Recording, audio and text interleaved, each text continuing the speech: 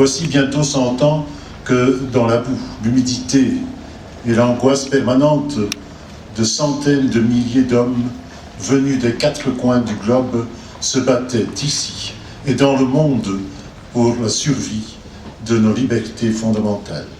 Si le grand public connaît dans ses lignes principales l'histoire de la Grande Guerre 14-18, peut se rendre compte du tribut payé tant sur le plan humain que matériel par les belligérants. Au bout du saillant d'Ypres, Ploustert fut le théâtre de bien des événements importants, le mémorial et les 20 cimetières qui le jouxtent, ainsi que ce centre d'interprétation que nous inaugurons en ce jour, en sont des signes de mémoire vive.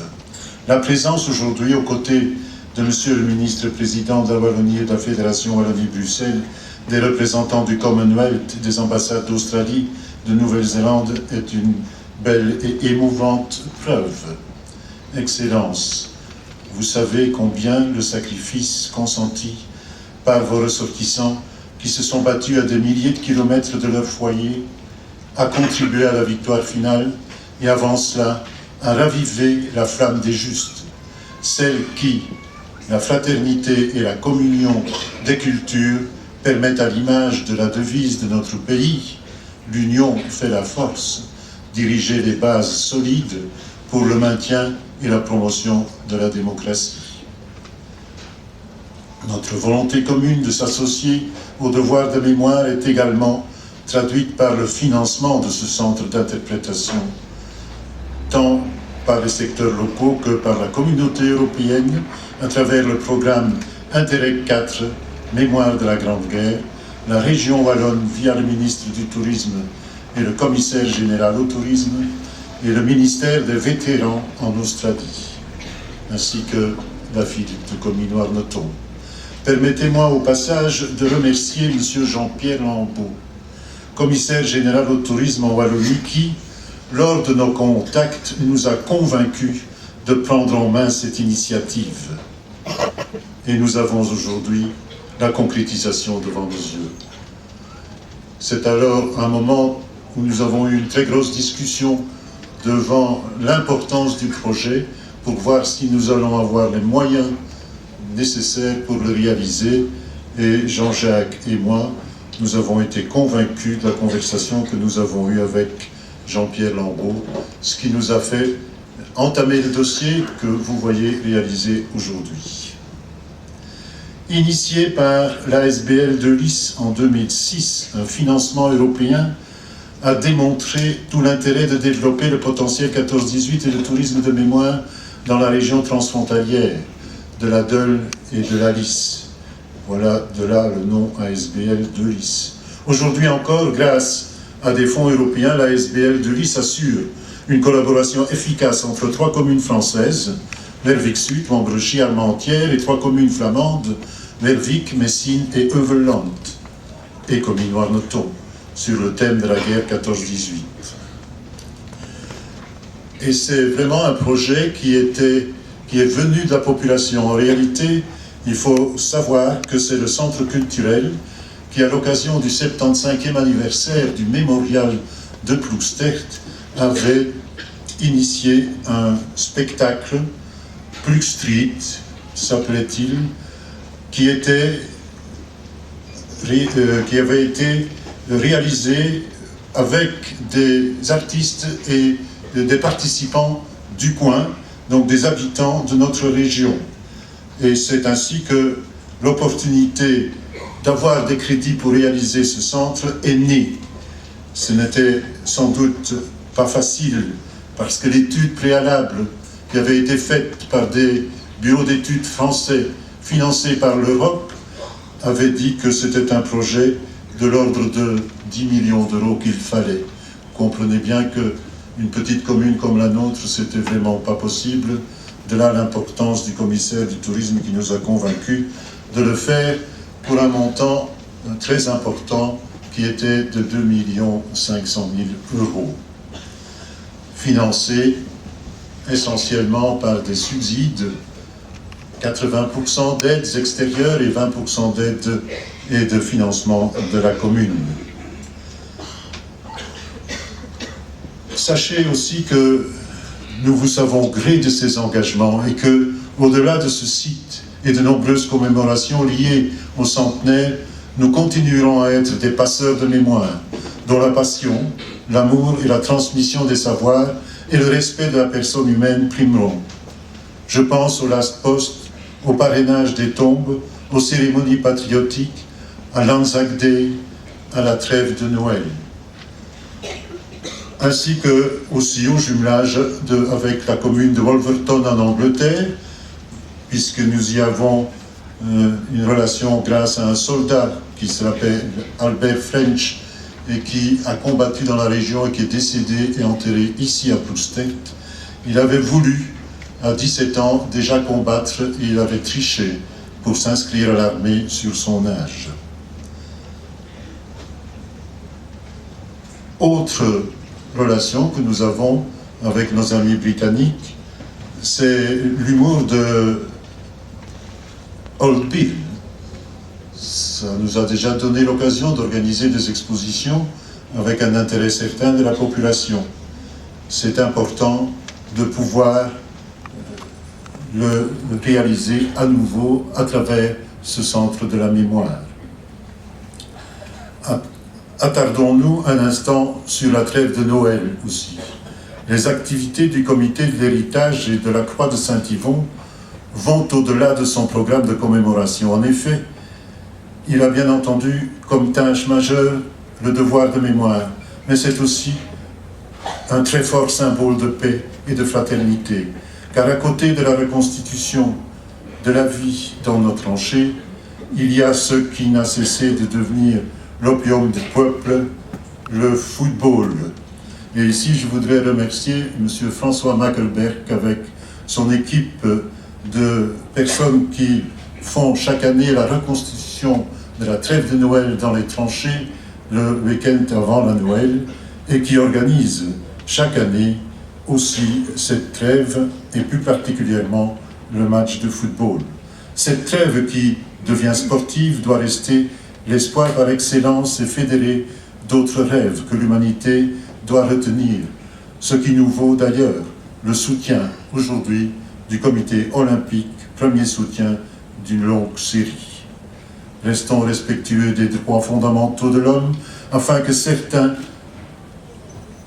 n'endorment pas notre vigilance et attisent la haine de l'autre au travers de sa différence, qu'elle soit raciale, philosophique ou d'une quelconque nature. N'oublions pas les enseignements de l'histoire et vivons en paix dans le respect de tous et à l'écoute de l'autre.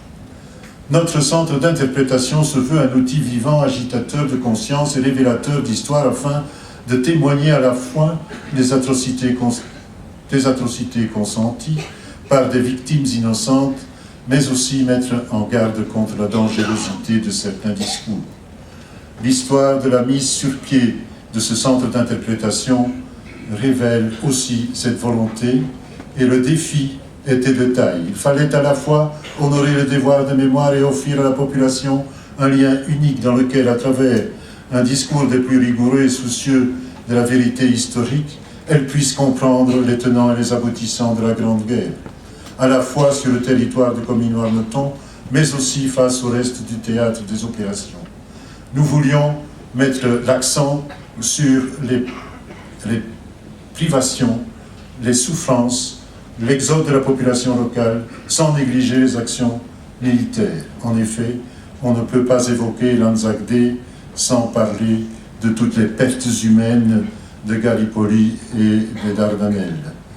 Tout comme on ne peut éluder l'offensive allemande d'avril 18, encore appelée bataille de l'Alice, ou 4e bataille d'Ypres, sans référer à la paix et au transfert des troupes allemandes du front oriental vers l'ouest après la capitulation de la Russie. La volonté des concepteurs de cette nouvelle infrastructure collective est d'appeler à la concordance à travers la ferveur du souvenir. C'est dans ce sens que les différentes stations seront proposées en français, néerlandais, allemand et anglais. Tout comme les guides déjà actifs, nos futurs guides répondent à la même exigence. essentiellement le respect d'autrui. Qu'il me soit permis de remercier tout particulièrement les chevilles ouvrières qui ont constamment et toujours avec la même détermination porté ce projet sur les rails, que ce soit le comité scientifique, la Société d'histoire de Comines-Warneton et de sa région, le comité du mémorial, l'entente des associations patriotiques, l'Office du tourisme de Comines-Warneton, la régie foncière, les musées locaux de la rubannerie et de la brasserie, l'agence de développement local, les équipes administratives et techniques de la ville ainsi que les associations paracommunales, les représentants du Commonwealth et des ambassades d'Australie et de Nouvelle-Zélande et tous les spécialistes en la matière. Remercions également nos télés, la première, et d'autres médias, la presse locale, les blogs de notre région, qui ont constamment suivi l'évolution du projet et qui relaient aujourd'hui cet événement important. Merci aussi à l'Association Wallonne pour le patrimoine archéologique et à Architectura Virtualis et à leurs collaborateurs de s'être mis constamment au diapason et des désirs du comité scientifique et des autorités communales pour offrir au plus grand nombre un centre d'interprétation se démarquant des autres infrastructures 14-18 qui l'entourent tout en complétant leur contenu. Laissez-moi vous rappeler que si le centre d'interprétation retrace de manière émouvante la vie des civils et militaires durant les 4 années de la Grande Guerre, il reconstitue de manière virtuelle les sites méconnus comme les catacombes ou Wangara, l'un des plus grands abris souterrains construits par la First Australian Tunnelling Company. Grâce aux nombreux partenariats, publications, études et autres réalisations, vous aurez autant d'opportunités de prolonger votre visite. En voici quelques exemples. Les nombreux articles consignés au sein des mémoires de la Société d'histoire de Comines-Warneton et de sa région, les publications thématiques de l'Institut du patrimoine wallon, dont un volume sera bientôt consacré à une entité sous la Grande Guerre et dont le maître d'œuvre est Jean-Marie Duvosquel, professeur de l'Université libre à Bruxelles. Le hors-série 14-18 réalisé par l'Office du tourisme Comines-Warneton et qui est à votre disposition, les cartes touristiques et le site internet de Delis et de la mémoire de la Grande Guerre ainsi que la brochure du circuit pionnier, le projet de Via Dolorosa, le programme des commémorations de la trêve de Noël au Saint-Yvon, le Last Post et le Haut Mémorial et les autres cérémonies commémoratives, les réalisations soutenues par la Fédération Wallonie-Bruxelles et le groupe commémoré 14-18, l'étude des photographies aériennes de la Première Guerre mondiale du professeur Jean Bourgeois de l'Université de Gand, grâce à la collaboration de la ville pour l'obtention des subsides auprès de l'administration des patrimoines de la région wallonne.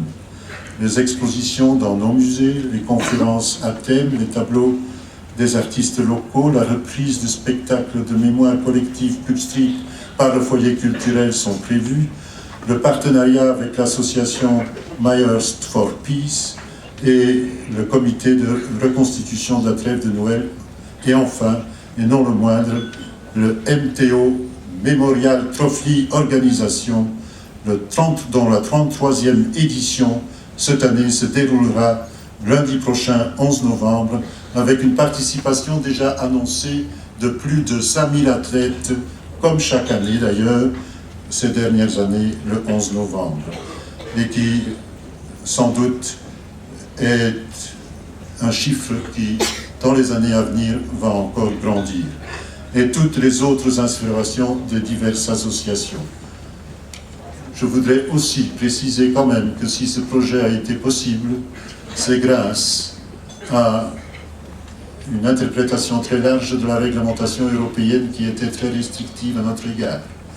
Et que c'est après des contacts avec l'administration de la Flandre occidentale, contacten met West-Vlaanderen, dat wij de weg gevonden hebben om het te kunnen in orde brengen. Et grâce aussi aux porteurs du projet qui était le département du Nord, auprès de qui, grâce au bourgmestre de Roubaix, M. Van Dierendonck, nous avons été accueillis. Et surtout, grâce au fait que le ministre-président de la région wallonne a accepté que l'on puisse jouer le rôle d'une petite lumière à côté des deux grands qui étaient la Flandre et la France, et ainsi, après coup, arriver à réaliser notre projet. Et c'est une certaine fierté que de l'avoir pu faire de cette manière aussi. C'est donc un honneur pour moi aujourd'hui de pouvoir déclarer officiellement ouvert le Ploustert 14-18 Experience en lui souhaitant d'accueillir un nombre sans cesse croissant de visiteurs afin de témoigner combien un monde en paix, respectueux de toutes ses composantes, est un bien nécessaire pour la survie de l'humanité. Parce que le devoir de mémoire ne se résume pas à une action, mais qu'il se doit d'être constamment entretenu, voire ravivé, à l'image de la flamme côtoyant le soldat inconnu. Souhaitons une longue vie à Ploustert 14-18 Experience.